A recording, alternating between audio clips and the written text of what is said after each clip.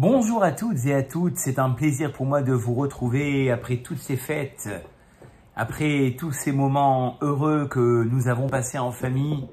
Et bien évidemment que on a quelque part en ce jour de Rosh Chodesh Reshvan une petite nostalgie sur le temps qui est passé. Eh bien très chers amis, j'aimerais aujourd'hui avec vous faire un exercice un petit peu périlleux et vous raconter une anecdote qui, dans la confidence, j'aimerais vous dire, m'est venue à l'esprit suite à une autre anecdote. Et peut-être qu'ensemble, nous allons réfléchir au résultat de cette anecdote.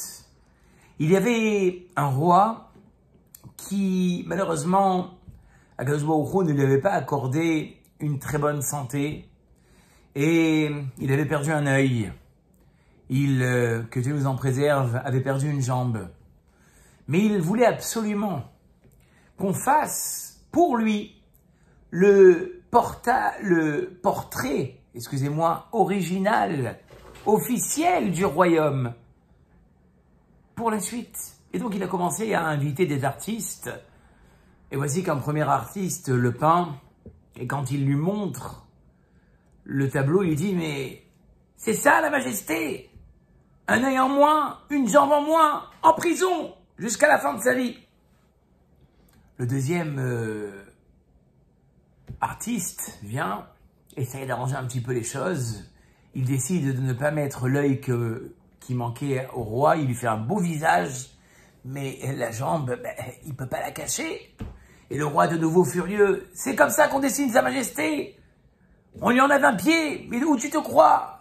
Qu'on le jette au cachot. » Le troisième qui comprenez ce qui risquait de lui arriver si finalement il ne faisait pas la volonté du roi, eh bien de dessiner le roi dans une posture exceptionnelle, avec toutes ses capacités, 2 yeux, 2 bras, 2 jambes. Le roi était tellement honoré d'avoir trouvé quelqu'un qui lui avait fait le visage qu'il voulait, qu'on le couvre d'or, qu'on lui ouvre le trésor royal. Voilà un sujet méritant.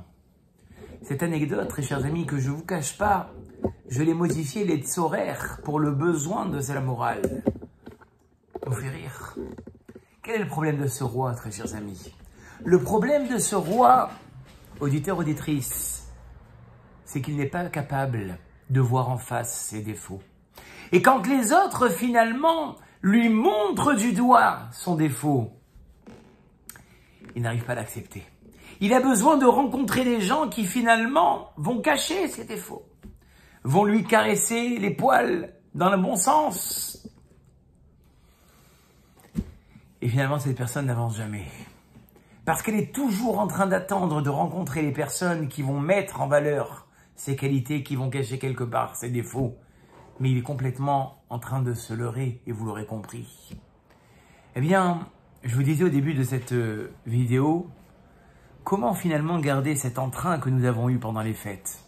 Qu'est-ce qui se passe pendant les fêtes, très chers amis, dans la minute et demie qui nous reste, afin que je puisse vous envoyer d'entrée la vidéo? Il se passe qu'on s'élève extrêmement.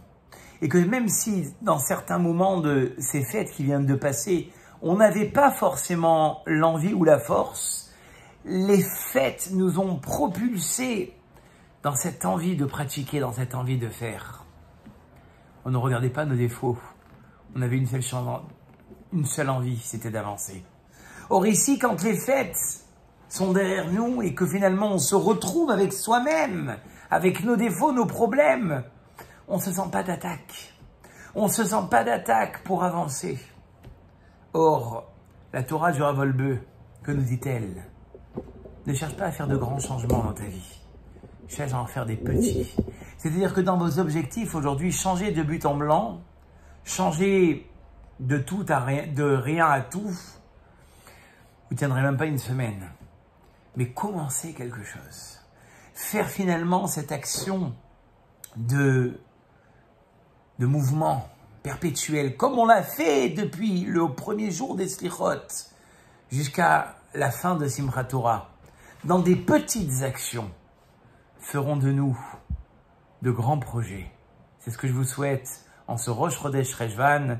N'oubliez pas qu'aujourd'hui nous sommes le mardi et que le mardi, Le Rav Reminov, Zecher Tzadik Vekadosh Livracha, a dit que tout celui qui allumerait une bougie en sa mémoire verrait des Yeshuot, verrait des délivrances. Rabbi Yosef Miraminov. Pensez à allumer vos bougies. Hein?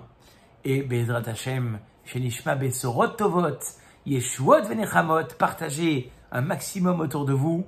Et je vous dis à très bientôt pour de nombreuses surprises, comme par exemple peut-être la reprise des restaurants. Je vous en dis pas plus, dans pas longtemps. La reprise des cours en live avec la possibilité de discuter et encore plein de surprises. Je vous souhaite une très très bonne année 5783 et je vous dis à très bientôt pour un nouveau Selfie Torah.